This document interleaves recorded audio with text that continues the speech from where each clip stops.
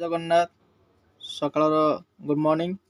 ଆଉ ଆମର ଓଳସିଅ ଗ୍ରାମ ପଞ୍ଚାୟତର ଯେତେ ମଉସା ମଉସୀ ଦାଦା ଖୁଡ଼ି ଅଜା ଆଈ ମାମୁଁ ମାଇଁ ଯେତେ ଅଛନ୍ତି ସମସ୍ତଙ୍କୁ ମୋର ହାତ ଯୋଡ଼ି ନିବେଦନ ପ୍ରାର୍ଥନା କରୁଛି କି ଆମର ପଞ୍ଚାୟତରୁ ଯେଉଁମାନେ ଚାଉଳ ଆଣୁଛନ୍ତି ନିହାତି ଭାବରେ ଆପଣଙ୍କ କାର୍ଡ଼ରେ ଯେତିକି କିଲୋ ଆପଣଙ୍କର ଇସ୍ୟୁ ହେଇଛି ଆପଣ ଚାଉଳ ପାଇବା ପାଇଁ ସେତିକି ଆପଣ ମିଟର କଣ୍ଟାରେ ଠିକ୍ରେ ଓଜନ ଭାବରେ ଚାଉଳ ଆଣନ୍ତୁ।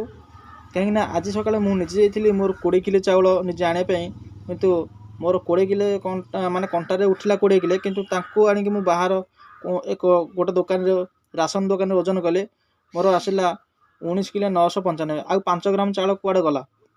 କିନ୍ତୁ ମୁଁ ଯଦି ଅସୁବିଧାରେ ମୋର ଏମିତି 5 ଗ୍ରାମ 10 ଗ୍ରାମ 20 ଗ୍ରାମ ଚାଉଳ କମରେ ପାଇବି, ଅନ୍ୟମାନେ ସେମିତି ପାଇବେ। କିନ୍ତୁ ଗଭର୍ଣ୍ଣମେଣ୍ଟର ଇସ୍ୟୁ ହେଉଛି କ'ଣ?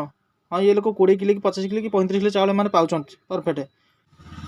ମୁଁ ତାଙ୍କୁ ଏହି କମ୍ପ୍ଲେନ୍ଟା ଜଣେଇଲି, ଦେଖନ୍ତୁ ଆଜ୍ଞା ମୋର ଚାଉଳ କମୁଛି, ଆପଣଙ୍କ କଣ୍ଟାରେ 20 କିଲୋ ଦେଖୁଛି, ଆଉ ବାହାର କଣ୍ଟାରେ ଦୋକାନରେ ନେଇକି ଓଜନ କଲେ ଚାଉଳଟା ଆପଣଙ୍କ କମୁଛି। ସିଏ ମୋତେ କହୁଛନ୍ତି କଣ୍ଟା ଆପଣ ଏଠିକି ଆଣିକି ଆସନ୍ତୁ ଆମେ ଦେଖିବୁ। ମୁଁ କ'ଣ ଆଜ୍ଞା ଗୋଟେ ଦୋକାନ ବେପାରୀଠୁ ଗୋଟେ କଣ୍ଟା ଆଣିକି ଆପଣ ଏବେ ସକାଳୁ ଆପଣଙ୍କର ଓଜନ କରିପାରିବି ଏ ପାଖରେ କହିଲେ?